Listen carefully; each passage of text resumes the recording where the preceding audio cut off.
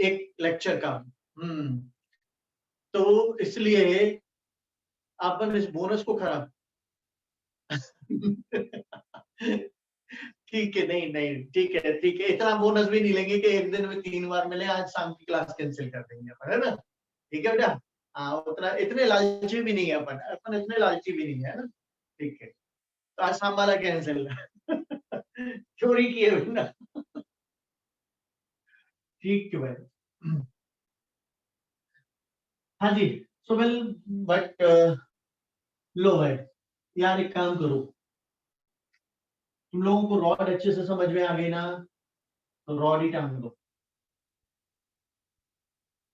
लो टांग दो। ओके, अब यहाँ पे हिंज कर देते हैं, हिंज, ठीक है ना? यहाँ पे tension T, okay, find mass M, length L, find F hinge, question is find F hinge and T. चलो ये काम का आप करो फटाफट, ज्यादा टाइम नहीं दूंगा इसको करने के लिए, 2 मिनट का समय, 1 डेढ़ मिनट का, फटाफट निकालो।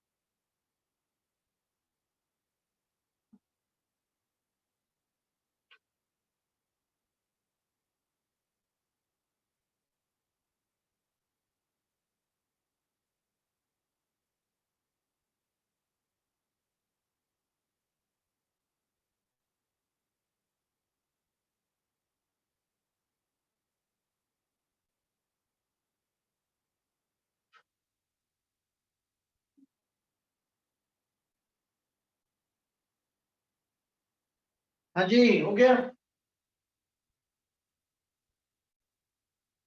F H plus T equal to M G, है ना? एफ एच के अबाउट देखें अपन, तो टॉर्क अबाउट हिंज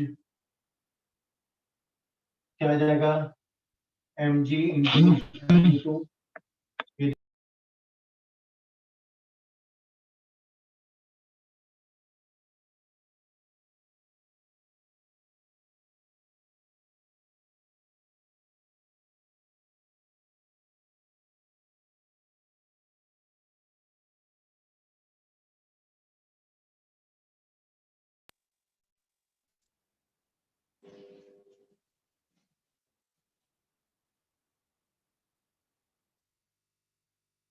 ठीक है। और ये टॉर्क अबाउट हिंज हो गया, माइनस ये है कैसा, क्लॉकवाइज हमारा माइनस प्लस, ठीक है ना? अब प्लस में जाएंगे तो टेंशन का आएगा, तो T into L and that is equal to 0। यहाँ से टी बराबर क्या आ गया, M G by two, therefore F H बराबर M G by two. I hope सभी का आंसर आ गया होगा, ऐसा मैं उम्मीद करता हूं कि सबका आंसर आ गया होगा बेटा, बहुत ही आसान क्वेश्चन था। हाँ, वेरी गुड। चल ओके, तो सकीना म्यूट है, सकीना आप म्यूट हो कि मैं म्यूट हूं? मैं तो म्यूट नहीं हूं, ठीक है ना? क्या ये चीज क्लियर बेटा? तो इस तरह से अपन देखें तो ये आ गया, ओके। अच्छा मैं स्टैचू बन गया हूँ, हाँ? नहीं नहीं बनाऊं, ओके ठीक है। हम्म, चलो अब अपन देखें यहाँ से, अपन को मिल गया। अब क्या हुआ, इस क्वेश्चन पे नजर पड़ गई किसकी, इस क्वेश्चन पे नजर पड़ गई किसकी, ऋषिका की। तुम्हें पता है ना, सबसे सकीना देवी की अभी नजर नहीं आई, अभी तो नजर पड़ेगी सकीना की। तो अभी तो इस पे ऋषिका की नजर पड़ गई, तो ऋषिका ने क्या किया, कैंची लेकर आई, कैंची cutter cutter cutter cutter cutter cutter cutter cutter काट दिया धागा, लो धागा काट दिया। फिर अब क्या होगा, अब कुछ नहीं होगा, सकीना आ जाएगी और कहेगी एक्सेलरेशन बताओ, कहेगी एक्सेलरेशन बताओ, क्यों, क्योंकि अब तो ये रॉड नीचे जाएगी, ठीक है ना, तो कहेगी एक्सेलरेशन बताओ, I just be back in.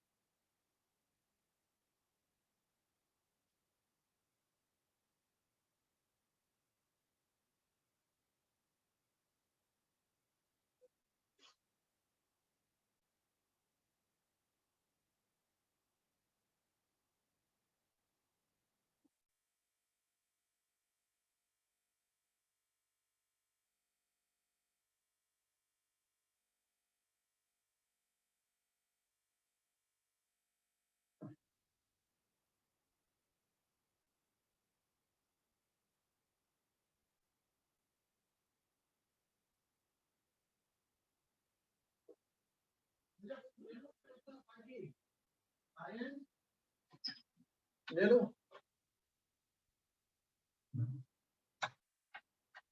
हाँ जी बेटा।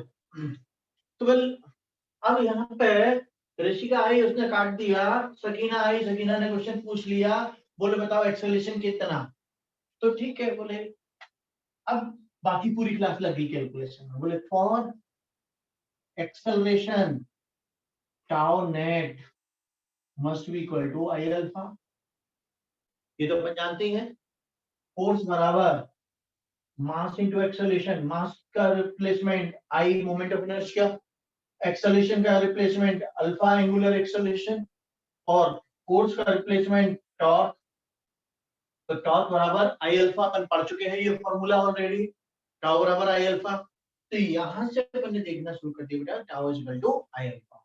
अब tau is equal to I alpha में अपन एक काम करो, पहले तो टॉर्क निकालो, अब टॉर्क में है क्या, किसके अबाउट निकालें, तो यहाँ इंपॉर्टेंट है किसके अबाउट निकालना। अब इंपॉर्टेंट क्या है कि जिसके अबाउट वो घूम रहा है, घूमेगा, आपको उसी के अबाउट निकालना है, जिसके अबाउट घूमेगा उसी के अबाउट निकालना है। तो इसका मतलब अभी इसके पहले तक जब तक इक्विलिब्रियम पढ़ा रहा था, मैंने आपको चॉइस दी थी कि जिसके अबाउट निकालना है निकाल लो, अब वो चॉइस खत्म, अब फिक्स है, आपको उसी चीज के अबाउट निकालना है जिसके अबाउट घूमेगा। एंड आप सभी लोग बिल्कुल सही बोल रहे हो, हिंज के अबाउट निकाल, अपन ने तो पहले भी हिंज के अबाउट निकाला था, अपन ने तो पहले भी निकाला था, बट अब कंपलसरी है, अब कंपलसरी क्या, अब हिंज के ही अबाउट निकालना है ना।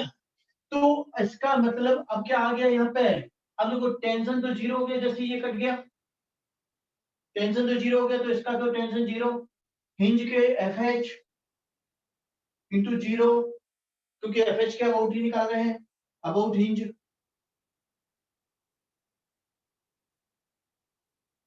ठीक है ना, तो F H into zero minus M G into L by two plus zero into L, T की वैल्यू, टी बिकम जीरो, करते साथ ही, and this is equal to I alpha. यहां से ये सब चीज तो खत्म हो गया, तो अल्फा बराबर क्या आ गया, minus M G L upon two I, I की वैल्यू बोलो, आई की वैल्यू याद है किसी को? रॉड के लिए हिंज के अबाउट बताओ, रॉड का हिंज के अबाउट। बिल्कुल सही बेटा, बिल्कुल सही, ml square upon 3। So this is 2ml square upon 3। एक एल से एक एल कैंसिल हो गया, एक एम से एम कैंसिल हो गया, 3 ऊपर चला जाएगा, तो -2g upon 3g upon 12।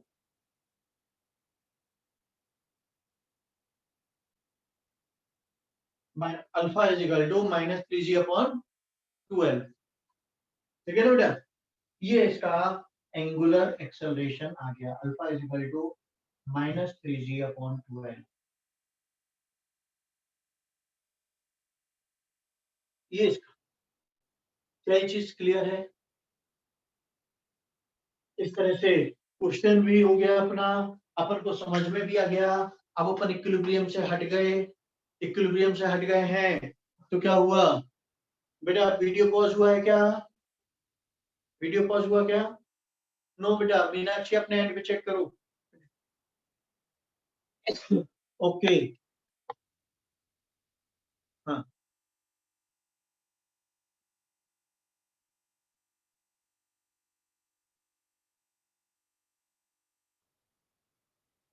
Okay.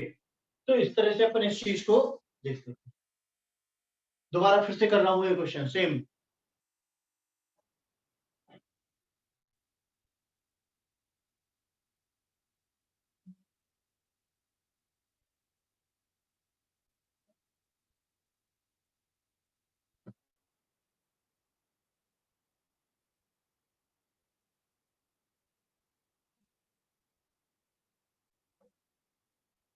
Find initial angular acceleration just after cutting the string.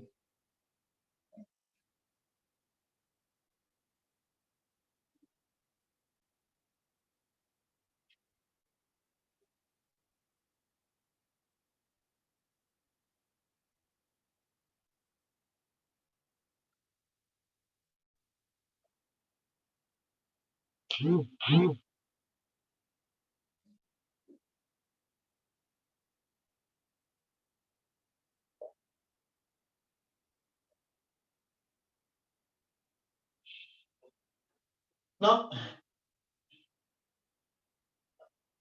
Same question केवल प्रैक्टिस कराने के लिए दे रहा हूँ, कुछ नहीं है एकदम एग्जैक्टली, थोड़ा सा उससे पिछले वाले से लंबा है, लेकिन हाँ अब आपके दिमाग में इस क्वेश्चन के बाद कॉन्सेप्ट क्लियर फीड हो जाना चाहिए।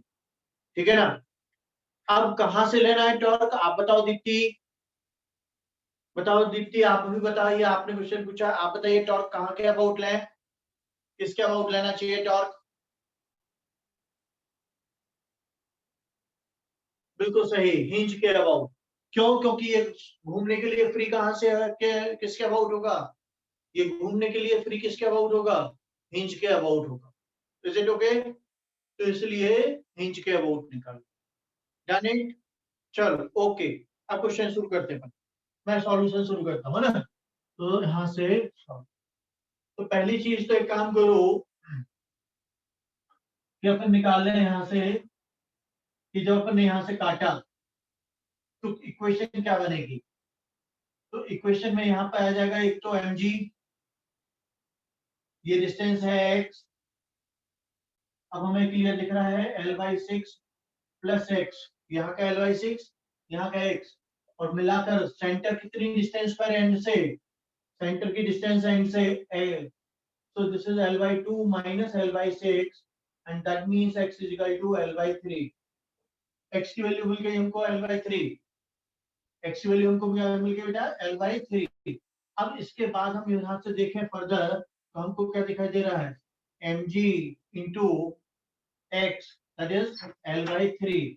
वो भी कैसा, कैसा घुमाएगा ये, हिंज के अबाउट क्लॉकवाइज नेगेटिव, हिंज का फोर्स का torque tau F H 0 plus, और इसका कुछ नहीं, T0 हो गया, and this is equal to I alpha. This is equal to I alpha. तो यहां से आ गया alpha is equal to minus M G L by 3 upon I, minus M G L upon 3 I. ये first equation हो गई। Second, find I. अब I भी निकालना पड़ेगा। क्यों? क्योंकि अब हिंज किनारे पे नहीं है। हिंज किनारे पर थी जब तक, तब तक हमें उसका फॉर्मूला पता था। हिंज जब तक किनारे पर थी तब तक हमें उसका फॉर्मूला पता था।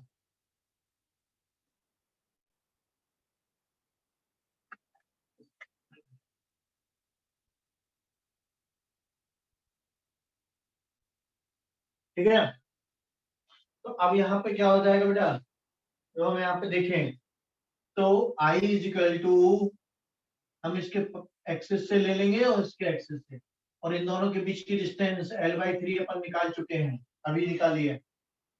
तो by parallel axis M L square upon 12 plus M into X square, M L square upon 12 plus M L square upon 3 is 9, L by 3 का square is L square by 9।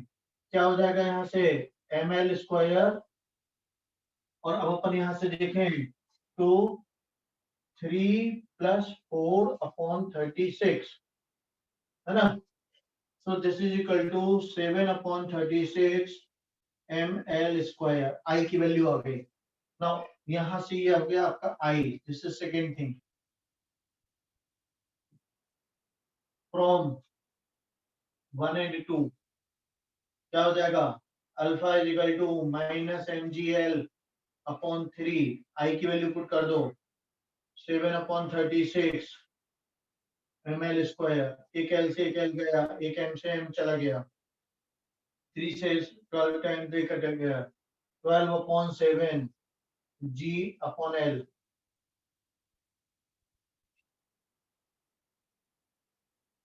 Answer आ गया। क्या ये clear है बेटा? सबसे simple, सबसे आसान question, कुछ नहीं करना अपन को। माइनस का साइन का, अच्छा माइनस साइन का क्या, चलो माइनस लगा दो। माइनस क्या शो करता है, माइनस ये शो करता है कि ये क्लॉकवाइज घूमेगा।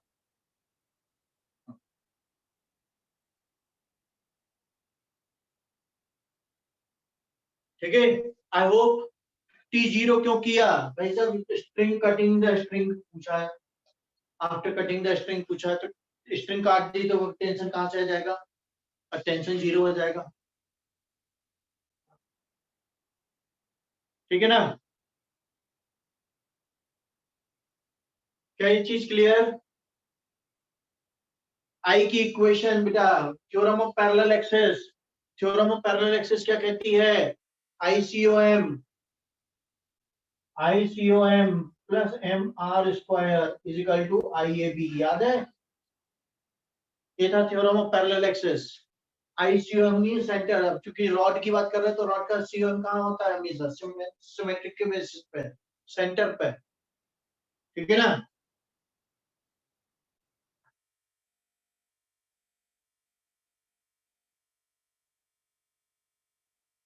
एम एल स्क्वायर अपॉन 12 होता है बेटा सेंटर के अबाउट रॉड का। ये फॉर्मूला अपन ने पढ़ा है, याद नहीं किया होगा तो मार खाओगे। हाँ, जिसने भी बोल दिया ये याद नहीं है बस उसकी पिटाई। आज फटाफट सभी लोग रिवाइज कर लेना, जिसमें ऐसा ना हो कल फिर चक्कर खुल जाए। हम्म।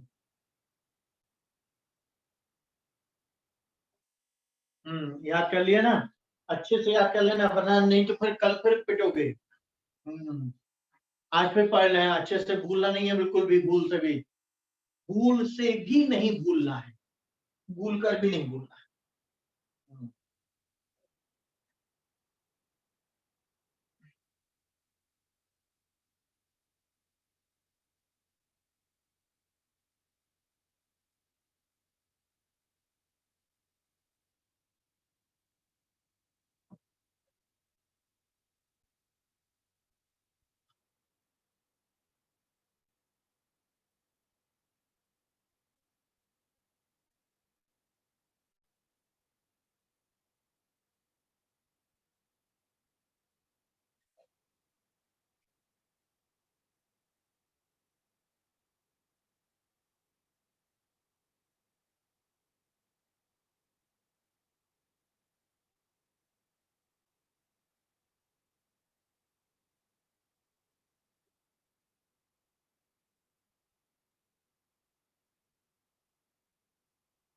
सेम क्वेश्चन अब आपको करना है बेटा, अब आपको करना है अल्फा निकालना है। जैसे ही इसको काटेंगे उसी समय अल्फा, मास एम लेंथ है, लेकिन अभी रॉड हॉरिजॉन्टल नहीं है शुरुआत में, अभी रॉड कैसी है शुरुआत में ही टेढ़ी है, ठीक है ना। आई होप ये क्लियर होगा बेटा सबको।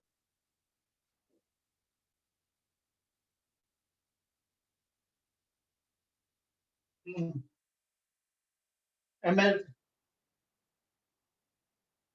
अब आपको अल्फा बताना है, find the alpha, initial angular acceleration.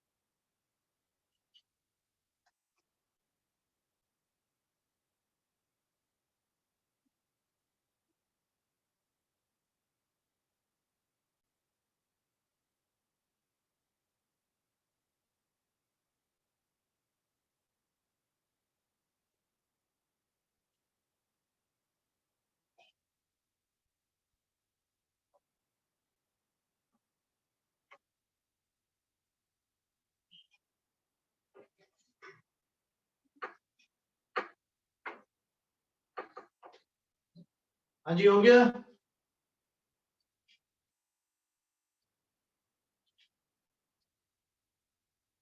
L में आएगा बेटा, जी अपॉन एल के फॉर्म में आएगा आंसर।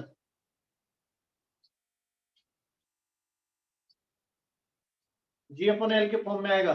पता नहीं सही तो कोई बात नहीं ना, तुम तो अपना आंसर लिखो, जो भी होगा वो मैं बताऊंगा।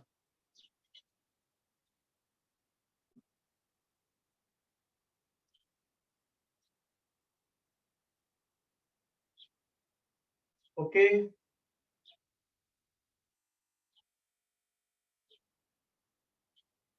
अच्छा, 3 बच्चों के आंसर आ गए हैं अभी तक।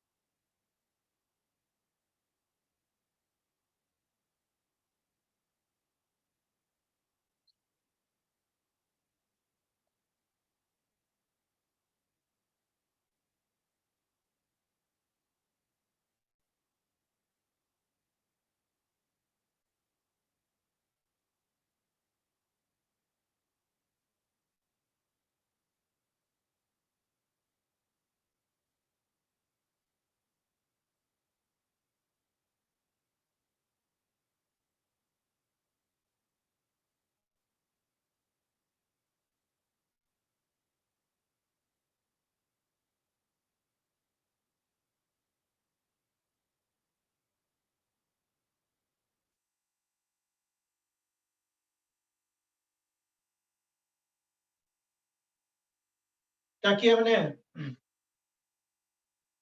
देखो बेटा, अबाउट हिंज ले रहा हूँ, टॉर्क अबाउट हिंज, हिंज का खुद का टॉर्क आएगा, mg का और टेंशन का, और सब तीनों मिला के आई अल्फा होंगे। हिंज का टॉर्क चूंकि जीरो, डिस्टेंस जीरो तो जीरो, mg का टॉर्क mg। अब डिस्टेंस कौन सी लेते हैं हमेशा, डिस्टेंस तो परपेंडिकुलर डिस्टेंस लेते हैं ना, तो यहाँ से यहाँ तक की परपेंडिकुलर डिस्टेंस क्या हुई, l/2 cos थीटा, ये डिस्टेंस l/2 है यहाँ से यहाँ तक। तो परपेंडिकुलर डिस्टेंस फोर्स के परपेंडिकुलर हमेशा टाउ बराबर force into perpendicular distance. Perpendicular distance मतलब फोर्स के परपेंडिकुलर डिस्टेंस। तो mg वर्टिकल नीचे है तो उसके परपेंडिकुलर ये आ गया l/2 cos theta, plus tension का टॉर्क जीरो बराबर I alpha, minus mg l/2 cos 4/5 I ml square upon 3 into alpha. क्यों, क्योंकि हिंज कहां पहुंच गई, बिल्कुल किनारे पे पहुंच गई, तो उसके लिए मोमेंट ऑफ इनर्शिया कितना होता है, ml²/3 होता है। बस एक एल से एक एल कट गया, एम से एम कट गया, बाकी तो कुछ कट नहीं रहा, ये 2 से 4 2 टाइम्स कट गया, तो अल्फा बराबर क्या आ गया, 3 2 6 -6g upon 5l, -6g upon 5l। ये इस तरह से यहां से निकला।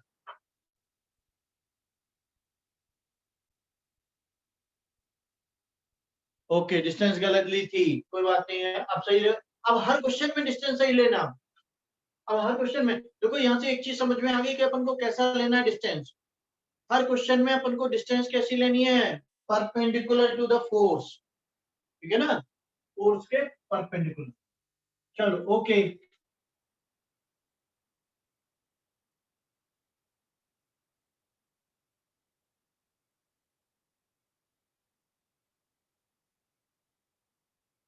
अगला,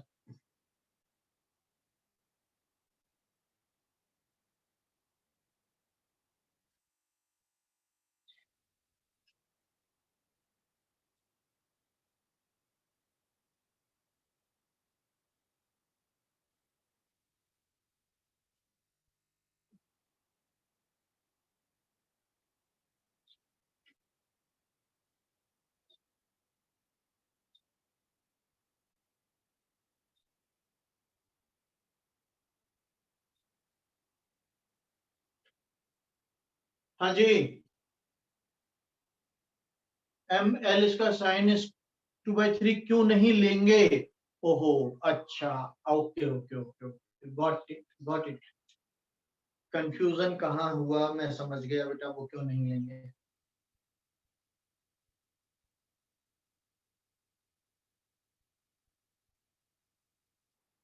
यदि ये रॉड है ना, यदि ये रॉड ऐसी है और इसके अबाउट एक्सिस इस तरह से है ना, इसके अबाउट एक्सिस ऐसी है, ठीक है, तो ऐसी स्थिति में क्या होगा, ये इसके अबाउट ऐसा रोटेट करेगी।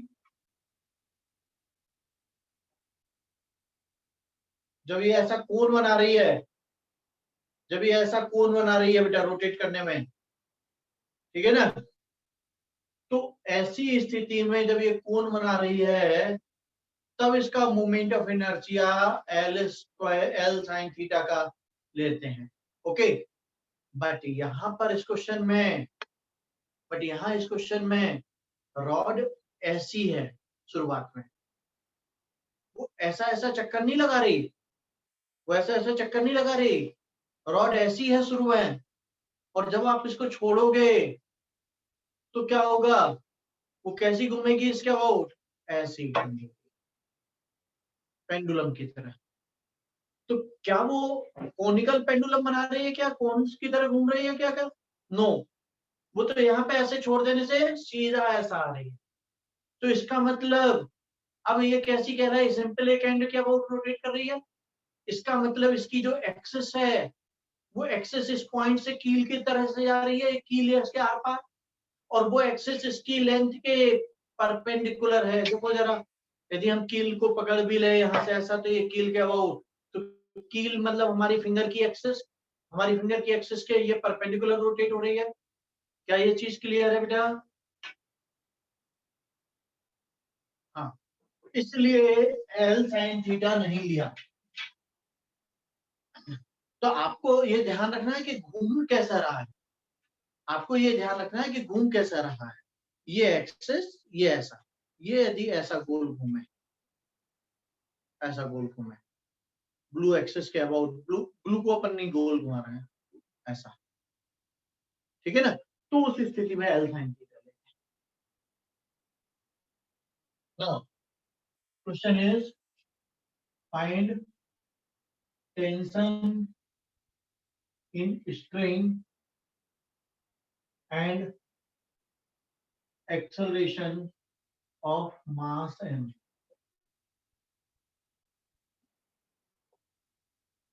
m मास का एक्सेलरेशन भी बताना है आपको, ठीक है, m मास का एक्सेलरेशन भी बताना है आपको। ओके, और टेंशन इन द स्ट्रिंग भी बताना। तो अब ऐसी स्थिति में क्या होगा, टेंशन इन द स्ट्रिंग और मास का एक्सेलरेशन करते हैं समय, यहाँ पे हम देखें टेंशन टी, तो ये mg नीचे की तरफ, t ऊपर की तरफ। तो एक इक्वेशन तो mg माइनस टी बराबर m इंटू ए, फर्स्ट इक्वेशन कहां से, फ्रॉम NLM। दूसरी इक्वेशन, ये देखो ध्यान से देखना, ये टेंशन है यहाँ पे, ये टेंशन यहाँ पे टी, ये डिस्क को घुमाने की कोशिश कर रहा है, कैसा घुमाएगा, ये इसको ऐसा घुमाएगा, क्लॉकवाइज घुमाएगा। तो इसकी जो फोर्स की परपेंडिकुलर डिस्टेंस है वो कितनी है, r है। और जैसे जैसे ये अनबाउंड होता जाएगा, हाँ सॉरी मैं ये कह रहा था कि ये आपने चीज देखी होगी कई जगह पे, पुरानी जगहों पे कुएं में, कुएं के पास में, कुएं की बाउंड्री पर वो एक लकड़ी का बड़ा सा वो लगा देते हैं, उस पर रस्सी लपेटी होती है, और वो जैसे ही आप उसको डालते हो बाल्टी को तो वो रस्सी अनबाउंड होने लगती है, और रस्सी अनबाउंड होके वो रोटेट। तो ये एक काइंड ऑफ डिस्क मान सकते हो आप, एक काइंड ऑफ सिलेंडर मान सकते हो, सॉलिड सिलेंडर, लकड़ी का, वुड का, ठीक है ना, जिसके ऊपर रस्सी बाउंडेड है, और जैसे ही आप छोड़ते हो तो ये धीरे धीरे नीचे जाएगा और ये खुलती जाएगी रस्सी इस पर। तो रस्सी यदि हम खुल रही है तो ये हमेशा इस पोजीशन पे ही रहेगी रस्सी, हमेशा रस्सी हमेशा इस पोजीशन पे। क्यों, क्योंकि आप ध्यान से देखो जरा, कभी भी अपन किसी भी चीज को खोलते हैं, किसी भी चीज को अपन ओपन करते हैं, तो क्या होगा हमेशा, एक मिनट,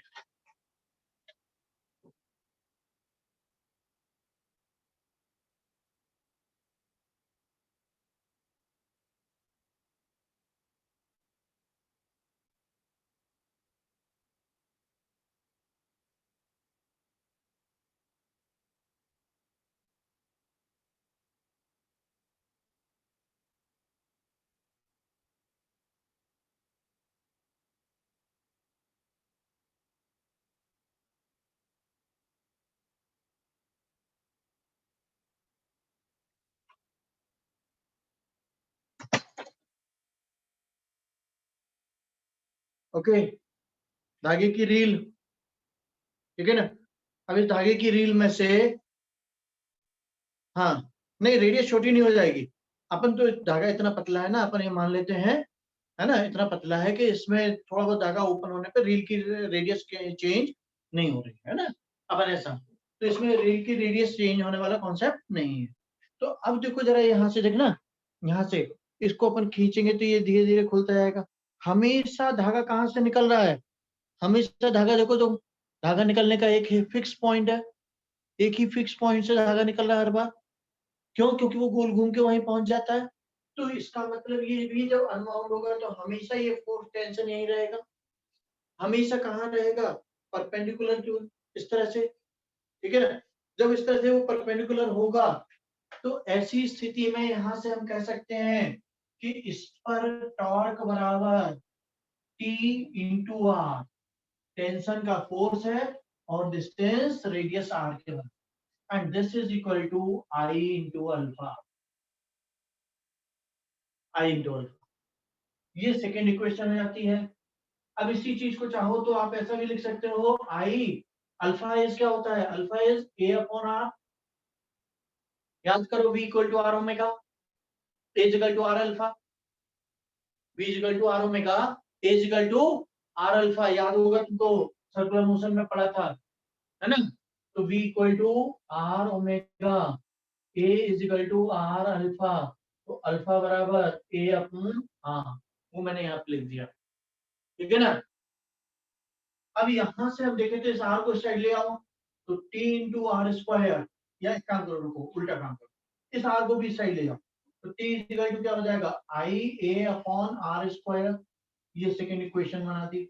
अब फ्रॉम वन एंड टू करो, फ्रॉम वन एंड टू क्या हो जाएगा, M G minus T, T is I A upon R square is equal to M A, इसको साइड ले जाओ, तो M plus I upon R square into A is equal to M G, तो acceleration is equal to क्या आ गया, mg upon m plus I upon R square.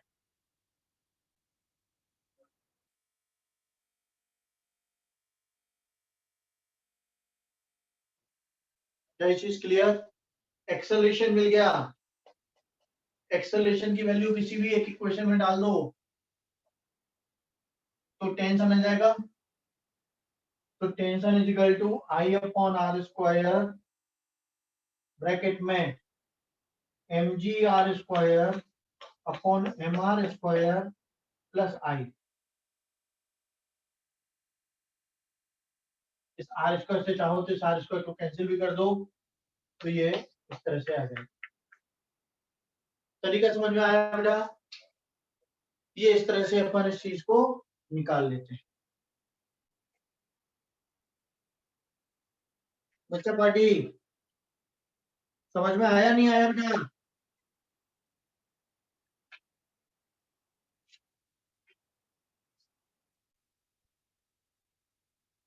हाँ जी, कोई जवाब ही नहीं दे रहा। सेकेंड स्टेप नहीं आया। कौन सा वाला है बेटा सेकेंड स्टेप? सेकेंड स्टेप में कौन सा है? सेकेंड ये वाला।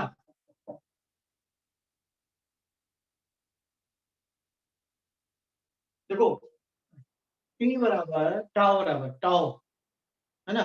ओके, टाउ बराबर यदि हम देखें तो टाउ क्या होता है, force into perpendicular distance T into R, and tau बराबर आई अल्फा। अब अल्फा को अपन को, क्योंकि देखो यहाँ पे एक अल्फा है, एक ए है, एक टी है, तो तीन वेरिएबल हो जाएंगे, तीन इक्वेशन चाहिए पड़ेंगे, तो अपन ने क्या किया, अल्फा को हटा दिया, अल्फा को क्या लिख दिया, ए अपॉन आर। इससे फायदा क्या हो गया कि अपने पास दो वेरिएबल रह गए, केवल एक ए रह गया और एक टी रह गया। एक इक्वेशन है ये वाली और दूसरी इक्वेशन ये वाली, इन दोनों इक्वेशन से टी की वैल्यू सब्स्टिट्यूट कर दी तो ए आ गया, और ए रख देंगे वैल्यू तो टी आता है। ये काम किया।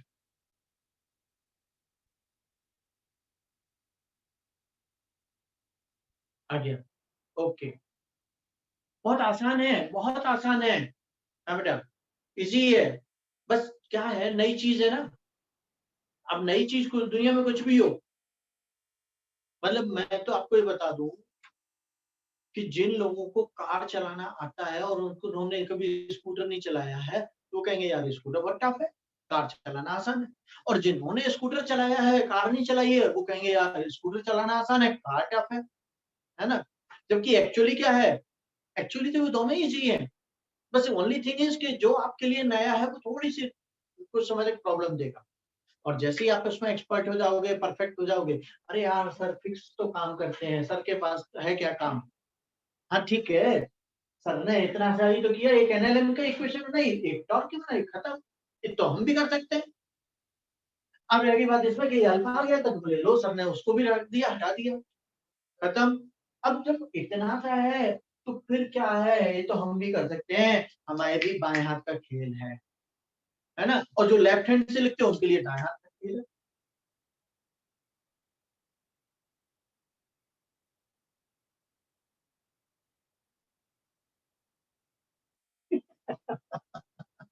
मैं दोनों हाथ से।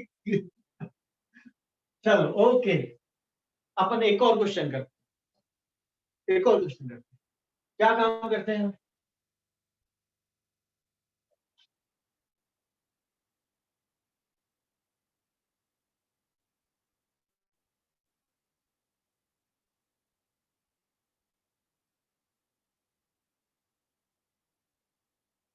प्रैक्टिकली ये चीज ज्यादा बार होती है, प्रैक्टिकली ये चीज अपन से ज्यादा बार होती है। इसमें क्या कह रहे हैं हम,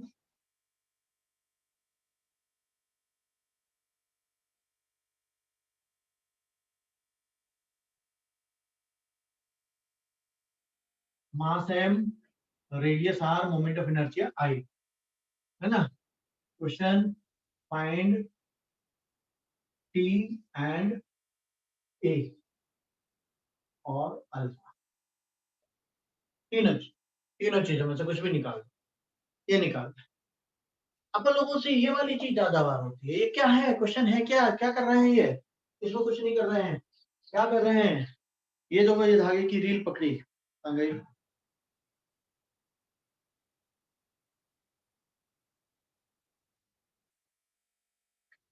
ठीक है ना। ये धागे की रील पकड़ ली, ये धागे की रील पकड़ के ऐसा अपन ने यहां से बांध दिया। ये रील छोटा सा शेप है, शेप छोटा है तो हम समझ पूरा जाना है ना कंप्लीट। अब इसको पकड़ के तुम लोगों से कितनी बार ऐसा हुआ होगा, कितनी बार कि धागे को पकड़ा और रील छूट गई, वो गई, वो रील गई हाथ से नीचे, है ना। तो क्या हुआ, रील नीचे गई तो वो अनबाउंड होती गई, है कि नहीं, अनबाउंड भी होती गई वो, और नीचे एक्सेलरेट भी होती गई, ठीक है ना। तो नीचे वो अनबाउंड भी होती जाती है और एक्सेलरेट भी होती जाती है। क्लियर, अच्छे से याद आ गया, समझ में आ गया। अब आपको इसमें क्या निकालना है, बोले ये निकाल दो। बोले अब, बोले अपने बाएं हाथ से काम करते हैं। बोले बाएं हाथ से कैसे, बोले बाएं हाथ से कैसे, बोले देखना ऐसे यूं लिखेंगे, यूं, तो ये बायां हाथ दिखेगा ना, ठीक है ना। यहाँ छुपा लिए, देखो ऐसा ऐसा ऐसा, तो बाएं हाथ से लिख रहे हैं ना, ऐसा, ओके। तो बाएं हाथ से क्या लिखेंगे, इस पर नीचे ये tension mg minus T is equal to M A, first action, कहां से, एनएलएम से, किसके ऊपर, इस रील के ऊपर, इस रील के ऊपर, mg नीचे की तरफ, टेंशन ऊपर की तरफ, नीचे जा रही है तो मतलब mg बड़ा है, तो mg माइनस टी बराबर एम ए, फर्स्ट इक्वेशन। दूसरी इक्वेशन टेंशन की बनाओ, टी इंटू आर, दूसरी इक्वेशन टेंशन की बना दो, टी इंटू आर, क्या हो जाएगा, T into R is equal to I alpha, T into R is equal to I alpha, alpha को अपन चाहे तो I A upon R square, sorry I upon R, बस हो गया काम। क्यों, क्योंकि ये भी तो यही काम कर रहा है, ये भी तो रेडियस आर है, ये भी टेंशन ऊपर है, टेंशन, तो टी इंटू आर, तो यहाँ से टी बराबर क्या हो गया, I A upon R square. ये सेकेंड इक्वेशन हो गई, वैल्यू पुट कर दो यहाँ पे, mg minus I A upon R square is equal to M A common ले लिया, I upon R square plus M is equal to M G, A बराबर M G upon I upon R square plus M, solve कर देंगे, M G R square I plus M R square. ये acceleration मिल गया, acceleration की value किसी एक जगह put कर दो, टी आ जाएगा, टी की ए की वैल्यू में A is equal to R alpha, वहां से भी ले सकते हैं, अल्फा बराबर ए अपॉन आर बराबर M G R upon I plus M R square, हो गया। इस तरह से अपने इस चीज को देख लेते हैं, how it is done, how it is done. क्या ये कहानी क्लियर, ठीक है ना।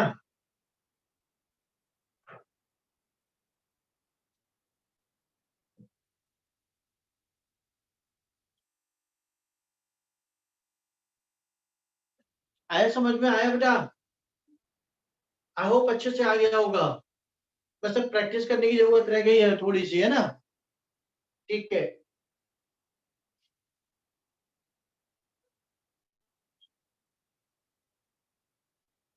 अच्छा, एक चीज है, ध्यान से सुनना बेटा मेरी बात, यहां से आपने अल्फा निकाल लिया, एक इंपॉर्टेंट चीज, यहां से आपने अल्फा निकाल लिया,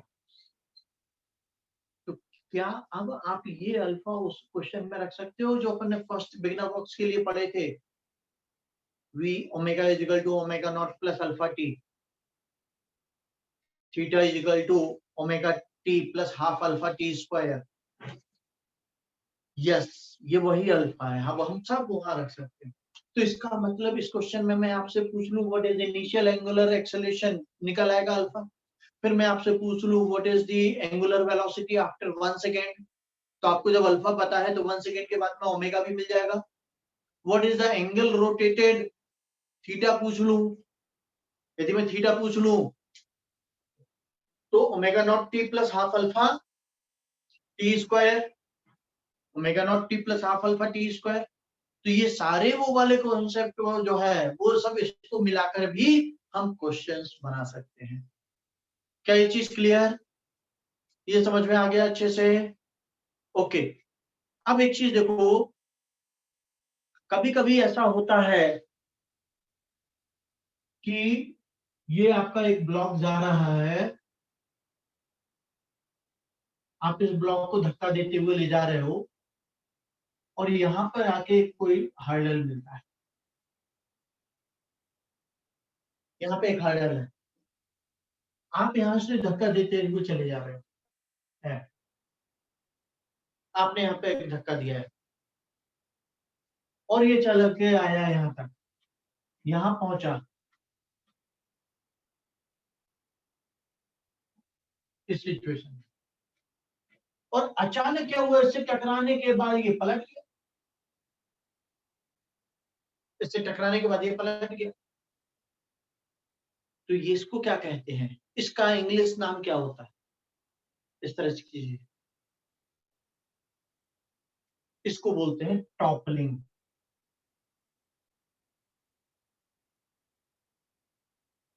इसको क्या बोलते हैं? टॉपलिंग। ये कहलाता है टॉपलिंग। क्या ये चीज क्लियर है बेटा? तो इस तरह से यदि आप देखें तो ये चीज इस तरह से हो जाती है टॉपलिंग। अब टॉपलिंग होने में कभी कभी क्या होता है कि ये इससे टकराया,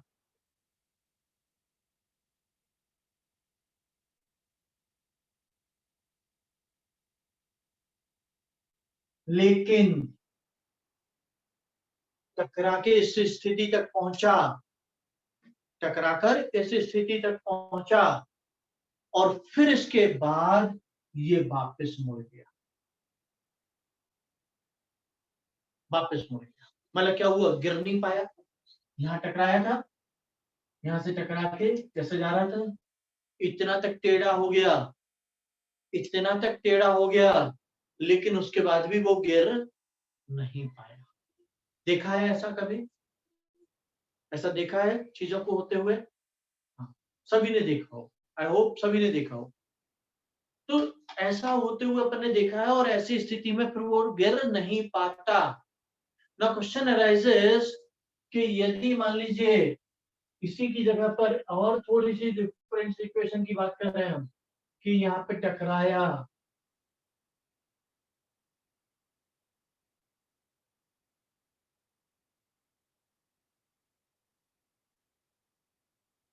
और यहाँ पे टकराने के बाद ये आप इस पोजीशन तक पहुंच गया, और इस पोजीशन पे पहुंचने के बाद आप तो रुक गए, लेकिन ये अपने आप ही आगे गिरता जा रहा है और पूरा ही गिर गया। ऐसा भी होता है, ऐसा भी होता है। हम तो फिर भी पकड़ने की भी कोशिश की, लेकिन नहीं, फिर तो वो गिर ही गया। सो द क्वेश्चन इज कि इन दोनों सिचुएशन में क्या अंतर है? अब यहाँ ध्यान से देखना, आपने इस सिचुएशन में भी यहाँ लाके धक्का देना बंद कर दिया, इस सिचुएशन में भी यहाँ पे लाके धक्का देना बंद कर दिया, दोनों स्थितियों में आपने धक्का देना बंद कर दिया, लेकिन इस स्थिति में इसका वेट mg इस पॉइंट और इसमें इसका वेट mg,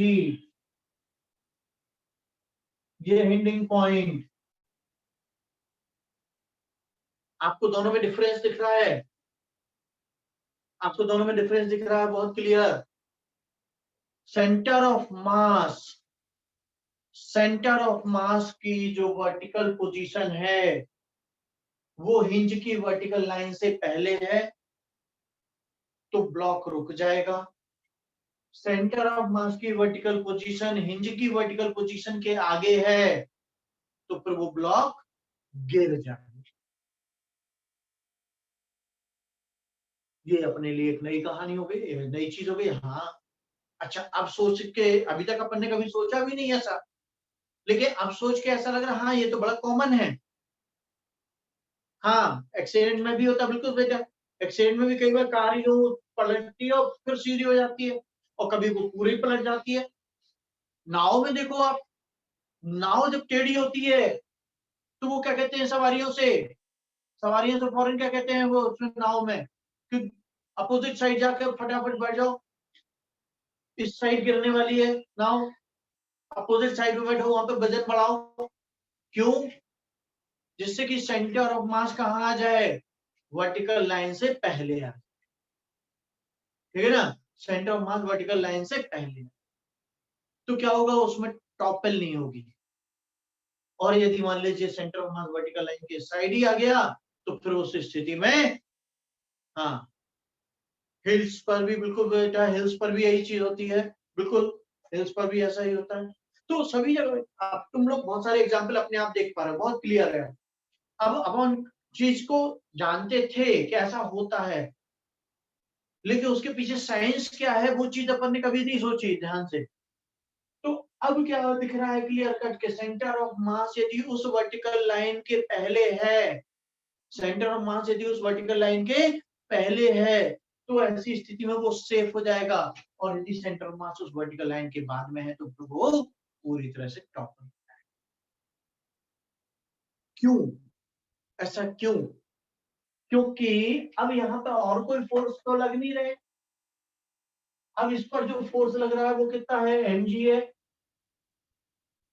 और ये जो भी डिस्टेंस, कुछ भी अपन डिस्टेंस x मान लेते हैं, x है। अब ये जो है इस पॉइंट ऑफ रोटेशन हो गया, ये आपके लिए क्या हो गया, पॉइंट ऑफ रोटेशन। आप देखो ठोकर जिस पॉइंट के अबाउट लगती है उसी पॉइंट के अबाउट घूमते हैं अपन, ठोकर जिस पॉइंट के अबाउट लगती है उसी पॉइंट के अबाउट घूमते हैं। तो जिस पॉइंट के अबाउट आप घूम रहे हो वो अपने लिए हिंज हो गया, जिस पॉइंट के अबाउट आप घूम रहे हो वो आपके लिए हिंज हो गया। तो हिंज के अबाउट यदि अपन देखें तो एक ही टॉर्क आ रहा है, and that is the torque of weight mg, mg का टॉर्क आ, दूसरा हिंज का फोर्स लगेगा, दूसरा हिंज का फोर्स लगेगा, इस पॉइंट का भी तो फोर्स आएगा, लेकिन उसका टॉर्क जीरो हो जाएगा क्योंकि परपेंडिकुलर डिस्टेंस जीरो है, जैसा अपन ने पिछले क्वेश्चंस में देखा। तो इस तरह से अपन यदि देखें यहाँ पे तो अब ये क्या हुआ, mg इंटू एक्स, ठीक है ना। और ये टॉर्क कैसा घुमाने की कोशिश करेगा इसको, ऐसा, दैट मींस एंटी क्लॉकवाइज।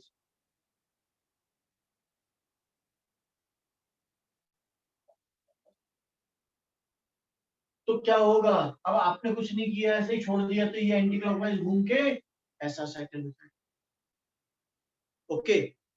और यदि आपने इसको रोटेट करने की कोशिश की तो ये क्लॉकवाइज घूम के ऐसा साइकिल होगा, ठीक है ना। तो अब इसी स्थिति में ये mgx हो गया first case, case one, case two, tau बराबर mgx क्लॉकवाइज,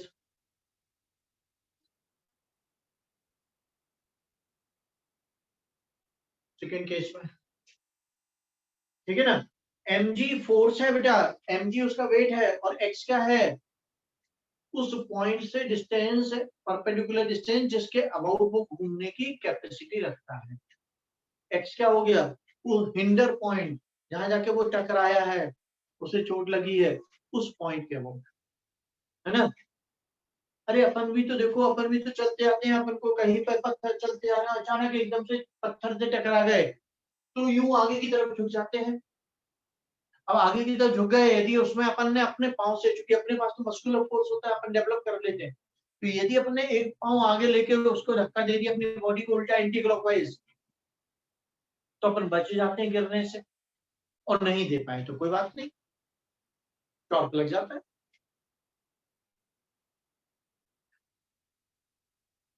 एंटी क्लॉकवाइज कैसे, अभी जो तुम्हें फिगर में दिखाई दे रहा है ना, उसकी वजह से इसमें, जैसे अपन यहाँ से जा रहे हैं तो अभी तुम्हारे हिसाब से मैं कहाँ जा रहा हूँ, राइट में, तुम्हारे हिसाब से कहाँ जा रहा हूँ मैं, राइट में। और राइट में जाते जाते अचानक मुझे ठोकर लगी तो मैं कैसा गिरने की कोशिश करूंगा, राइट में ही क्लॉकवाइज।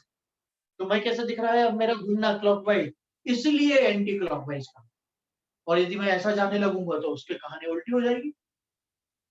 तो वो क्लॉकवाइज और एंटी क्लॉकवाइज फिक्स नहीं है, वो तो अपने चलने की डायरेक्शन के हिसाब से अपन को सोचना है। और वो तो समझाने के लिए है, जो तुम्हें क्लॉकवाइज दिख रहा हो सकता है पीछे वाले को एंटी क्लॉकवाइज दिख रहा होगा। ठीक है ना। ये तो तुम्हें समझाने के लिए मैं कह रहा हूँ clockwise clockwise. Is it okay बेटा? क्या ये चीज क्लियर हुई? ये समझ में आया? तो अब टॉपलिंग में अपन देखें तो टॉपलिंग में कोई भी चीज कब बच जाती है, कब बच जाती है टॉपल होने से? जब उसका centre of mass vertical line से पहले होता है। और टॉपल कब हो जाती है? जब उसका vertical line, centre of mass vertical line से आगे बढ़ जाता है। तो फिर उस स्थिति में फिर वो पलट ही जाता है। ओके, तो ये एक इसका कॉन्सेप्ट है बेटा। इसके कॉन्सेप्ट से, अब इसके कॉन्सेप्ट से देखो क्वेश्चन करते हैं अपन। अरेंज कर दूं इसको?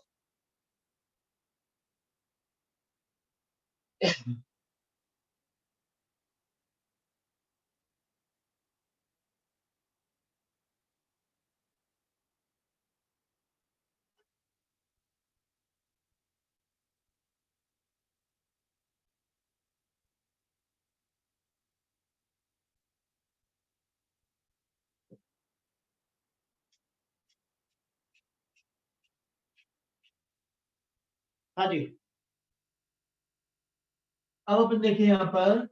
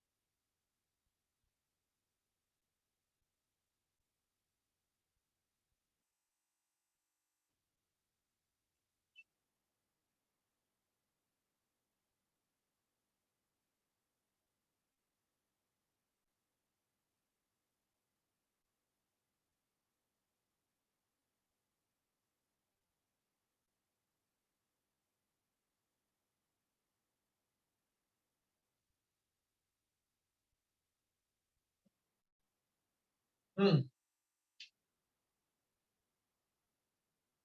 अब देखो बेटा, यहाँ पर उसी का एप्लीकेशन समझा रहा हूँ, लेकिन इस एप्लीकेशन में थोड़ी सी एक नई चीज भी सिखा रहा हूँ, है ना। नई चीज क्या सिखा रहा हूँ? अब यहाँ पे मैंने पूरा फ्लोर स्मूथ दे दिया, कहीं कोई हिंड्रेंस नहीं है, कहीं कोई फ्रिक्शन भी नहीं है, कोई जगह अटकने की बात ही नहीं है, कहीं कोई जगह जहाँ पे अटक जाके अपन ने पलटना बताया था वो भी नहीं है, पूरा स्मूथ है। आप एफ फोर्स लगा रहे हो हाईएस्ट पॉइंट पर ब्लॉक के, और उस ब्लॉक का मास mg है, इस ब्लॉक का मास m है। तो अब इस स्थिति में आपको देखना है कि ये किसके अबाउट किस तरह से मूव करेगा, है ना। तो क्वेश्चन इज कि कितना हम मैक्सिमम फोर्स लगा सकते हैं जिससे कि ये टॉपल ही ना हो, जिससे कि ये टॉपल ना हो। एफ की मैक्सिमम वैल्यू क्या हो सकती है जिससे कि ये टॉपल ना हो? तो भाई देखो, इक्विलिब्रियम की कंडीशन तक तो अपन किसी भी पॉइंट पर टॉर्क ले सकते हैं, इक्विलिब्रियम की कंडीशन तक। तो यहाँ पर हम क्या करते हैं, हम इक्विलिब्रियम की कंडीशन के लिए किसी भी पॉइंट पर टॉर्क देखने के लिए हम यहाँ पर ये चेक करते हैं कि नॉर्मल रिएक्शन कहाँ तक आ सकती है। अब आप देखिए, ध्यान से सुनना बेटा, इंपॉर्टेंट चीज सीख रहे हैं अपन यहाँ पर। आज तक मैंने आपको जितना पढ़ाया, आज तक मैंने आपको जितना पढ़ाया है, उसमें मैंने आपको हर बार ये बताया है कि फोर्स कहाँ लगेगा। ग्रेविटेशनल फोर्स सेंटर पे लगता है, ये फोर्स स्यूडो फोर्स सेंटर पे लगता है। इस तरह से मैंने सारी चीजें बताई है ना। आप बताओ मुझे, मैंने नॉर्मल रिएक्शन कहाँ लगता है इसके बारे में क्या कहा अभी तक, आज तक कभी आपसे? नॉर्मल रिएक्शन कहाँ लगता है? वर्टिकल लगता है, सरफेस के वर्टिकल लगता है, बिल्कुल सही। और अपवर्ड लगता है, ओके। और किस पॉइंट पर लगता है? यदि मान लीजिए सरफेस बड़ी सरफेस है, जैसे कि ये बड़ी सरफेस है, तो कहाँ लगेगा?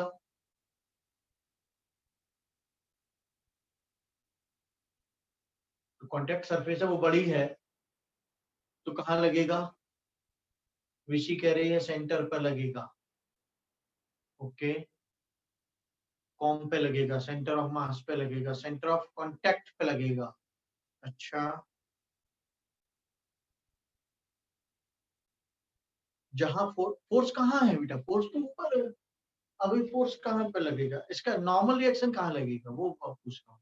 आई एम आस्किंग यू।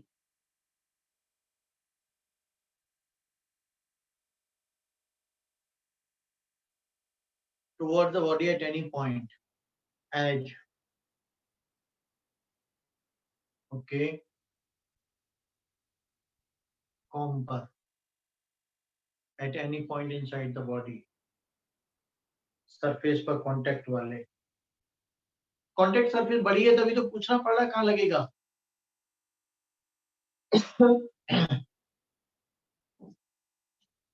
बॉक्स के कॉर्नर पर। चल ओके, देखो बेटा, आज तक मैंने आपको जो बताया है, आज तक जो पढ़ाया है, उसमें मैंने आपको ये तो कहा है कि नॉर्मल रिएक्शन हमेशा सरफेस के परपेंडिकुलर लगेगा, कांटेक्ट पॉइंट पर लगेगा।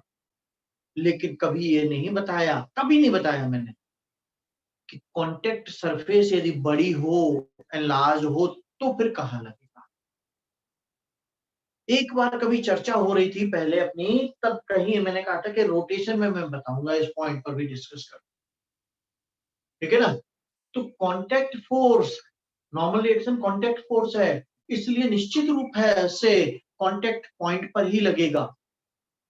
अब लेकिन वो कांटेक्ट पॉइंट तो इतना बड़ा है यहां से लेके यहां तक, तो इसमें से कहां लगेगा? तो सेंटर पे लगना कंपलसरी नहीं है, कंपलसरी नहीं है, लग सकता है सेंटर पे भी, बट ये कंपलसरी नहीं है।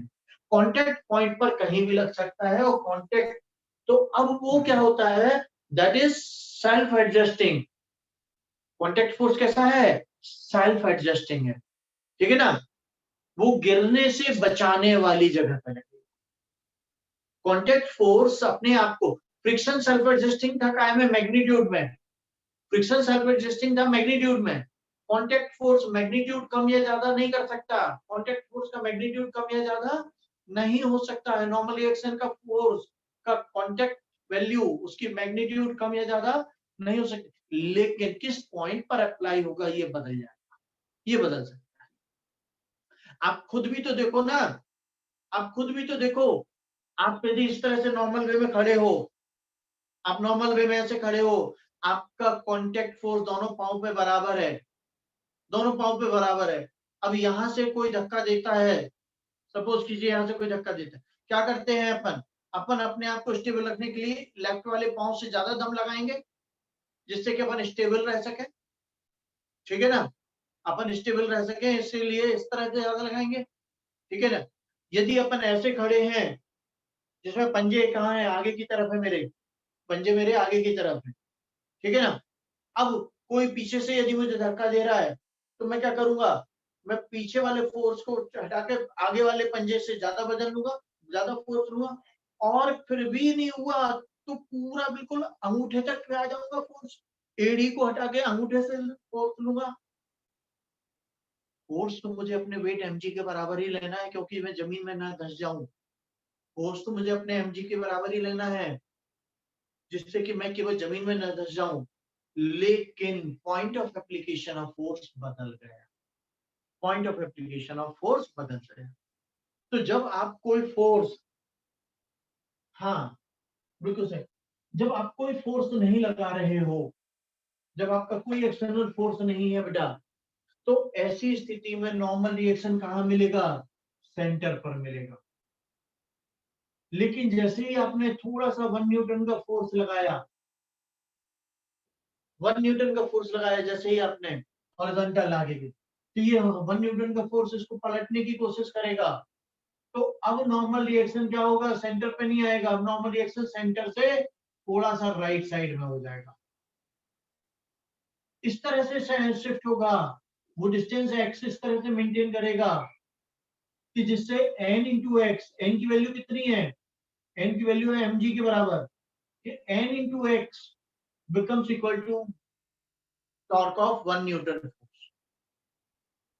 आपने और बढ़ाया फोर्स 2 न्यूटन किया, एन और दूर चला जाएगा, और दूर चला जाएगा, एन यहां लग जाएगा। नॉर्मल रिएक्शन शिफ्ट होता जा रहा है, पोजीशन शिफ्ट कर रहा है।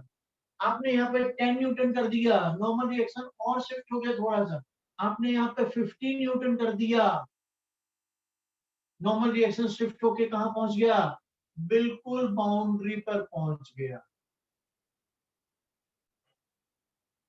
बिल्कुल बाउंड्री पर पहुंच गया।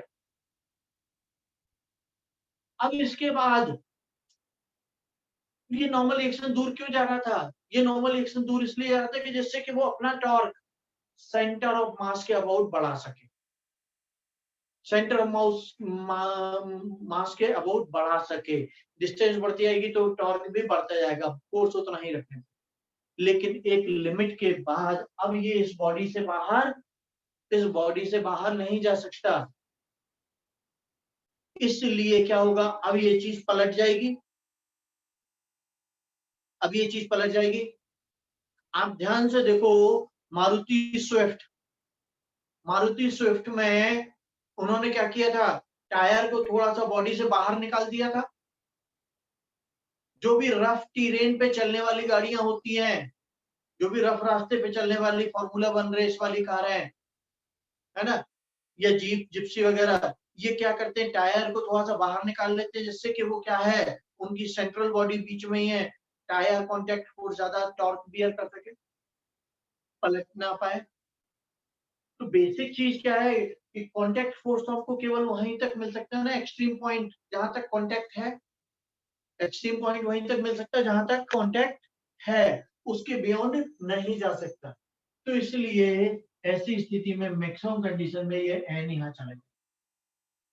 तो अब अपन यदि देखें तो for equilibrium, for limiting condition of equilibrium, F into 2L किसके अबाउट,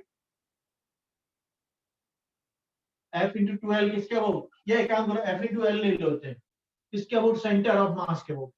जब कुछ नहीं मिलता किसके अबाउट घूमेगा, जब कुछ नहीं मिलता किसके अबाउट घूमेगा, तो हम किसके अबाउट देते हैं सारी चीजें, सेंटर ऑफ मास को। हिंज मिल जाए, फिक्स मिल जाए, हिंज आपको क्लियर दिख जाए इसके अबाउट घूमेगा, तो आप उस पॉइंट का अबाउट ले लो। और यदि नहीं समझ में आता ना, तो सेंटर मास के अबाउट। हमेशा के लिए रूल लिख लो कि जब हिंज नहीं गिवन है और ये समझ में नहीं आ रहा कि किसके अबाउट, तो आप सेंटर ऑफ मास के अबाउट चेक करो, आंसर हमेशा सही आए।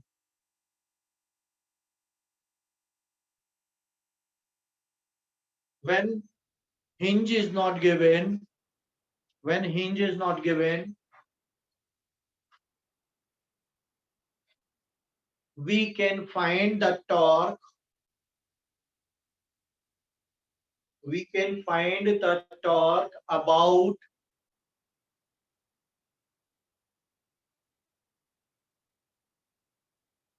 the, we can find the torque about the किसके about, center of mass, we can find the torque about the center of mass। क्या चीज क्लियर, बिगिनर बॉक्स 3 तक के क्वेश्चंस हैं आपके पास में होमवर्क में आज। तो F इंटू एल, अब यहाँ पर सेंटर ऑफ मास से यहाँ तक की डिस्टेंस, टोटल हाइट कितनी है, 2L है, तो ये डिस्टेंस कितनी हो गई यहाँ से यहाँ तक, L। तो फोर्स यहाँ पर F लगाया आपने, F इंटू एल, और यहाँ पर क्या हो जाएगा, नॉर्मल एक्शन बिल्कुल बाहर आ जाएगा, F इंटू एल क्लॉकवाइज घुमाने की कोशिश कर रहा है, normal reaction N into normal reaction की परपेंडिकुलर डिस्टेंस कौन से, L/2, नॉर्मल रिएक्शन की कौन से perpendicular distance, L/2, and this has to be equal to 0, limiting condition, limiting condition. इसके बाद तो फिर रोटेट हो जाएगा। तो n की वैल्यू अपन को पता है, n की वैल्यू कितनी है, mg, L/2 बराबर, ये उस साइड चला गया, F into L, L cancel हो गया, ठीक है ना, L और L कैंसिल, क्या आ गया अपने पास में, एफ मैक्स बराबर mg/2। इतना मैक्सिमम फोर्स आप लगा सकते हो। This is the maximum force that you can apply to get it to balance it. इससे ज्यादा फोर्स लगाया तो पूरा टॉपल होता है। और ये फोर्स की वैल्यू बदल जाएगी यदि ये हाइट का रेशियो बदल जाएगा। ये उस कंडीशन में है कि जब हाइट 2l है और विड्थ l है। हाइट और विड्थ बदल दोगे तो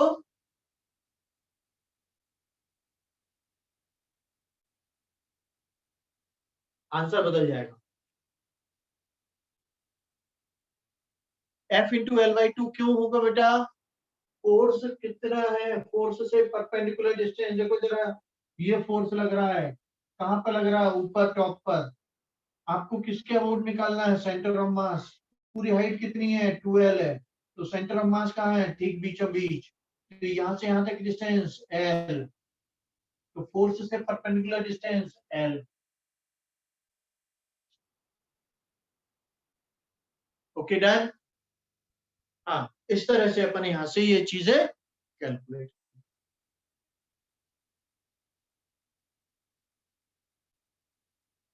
नहीं, आसान को नहीं रखते बेटा अपन, है ना? हाँ ठीक है बेटा। ओके, अब बस ठीक है, मेरा भी टॉपिक कंप्लीट हो गया है। टॉर्क वाला हिस्सा बेटा कंप्लीट हो गया है। अब अपन को नेक्स्ट क्लास में एंगुलर मोमेंटम शुरू करना है। बिगिनर बॉक्स 3 तक के क्वेश्चंस आपके पास हैं अब होमवर्क के लिए, ठीक है ना? तो बिगिनर बॉक्स 1 तो आप ऑलरेडी कर ही चुके थे। बिगिनर बॉक्स 2 हो गया पूरा। अच्छा, ओके गुड, है ना? नहीं, 3 बजे नहीं है क्लास बेटा। अब आज कोई क्लास नहीं, ठीक है ना? आज कोई क्लास नहीं। अब अपन कल रख लेंगे क्लास, कोई दिक्कत नहीं है। आज एकादशी भी है, 11 भी है, ठीक है ना? कल रखेंगे अपन क्लास, ठीक है? ओके।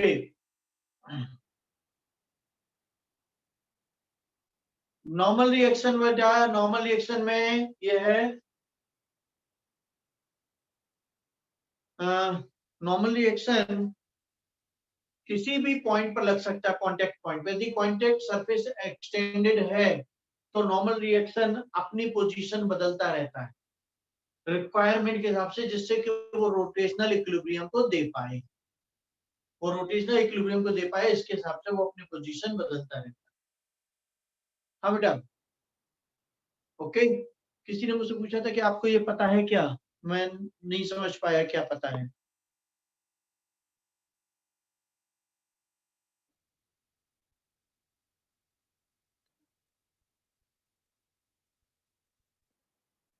ओहो, एकादशी वगैरह, अच्छा अच्छा अच्छा। वो पता है, लेकिन वो कभी और बताएंगे बेटा, है ना? हाँ, Ekadashi actually Hindu calendar month जो होता है ना, उसमें 11th डे, हाँ, वो मून से अपन देखें तो वो मून के बेसिस पे चल रहा है। Hindu calendar month is with moon and English calendar month is with sun. तो वो मून की पोजीशनिंग है। एफ मैक्स से block doesn't topple, yes yes बेटा, एफ मैक्स से ब्लॉक डज नॉट टॉपल।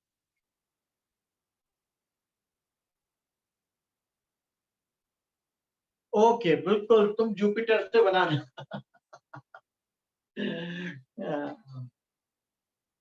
चल, okay, have a nice time, have a great day, bye.